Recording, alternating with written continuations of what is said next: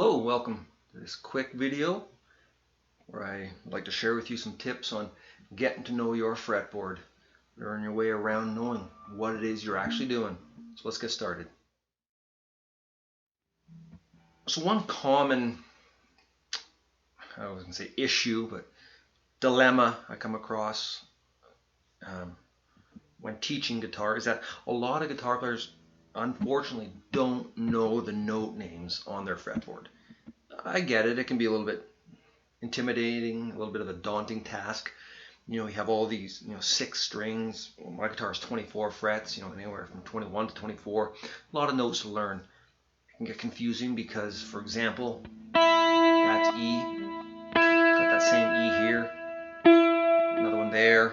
Another one there. There. There. So I have 6 of that E on the guitar. So I get it. It can be kind of a task you want to avoid. It's going to take a while. How I learned it way back in the day was I actually learned it by going, I'd take one string, just like this, and just name each note all the way up and all the way down. Go to the next string, do the same thing. Took a long time. Very boring, very tedious. I learned my fretboard. But the thing is, after I learned it, it kind of clicked. I went, oh, there could have been a few little things I could have, methods I guess I could have done that would have made it a little quicker, a little easier, a little less boring.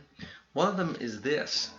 For example, this is the E string, right? Well, the first fret, most, I think, guitar players know that's F. Well, if I go 2 frets up and then skip a string like this, that's an octave. Same on the next. If I go right there, there, there, unfortunately, there, there, and there. So these 2 strings, there and there, these 2, there and there. Those are octaves. So for example, I can learn 2 strings at once. So that first fret's F, the 3rd fret, the D string is F, F sharp, G, G sharp, A, and so forth, all the way up and down. So that's just one little way, you can make it quicker, less boring.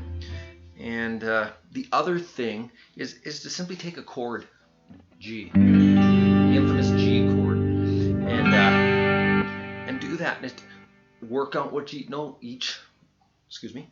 is, and so that's E, F sharp, G. So that there's G. This note right here, A sharp, B. That's a B.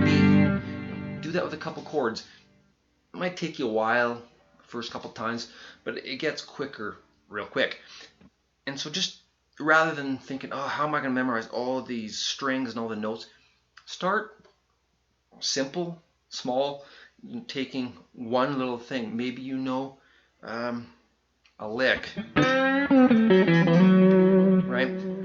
What notes are those? Well, that's a B, bending up to C almost, A,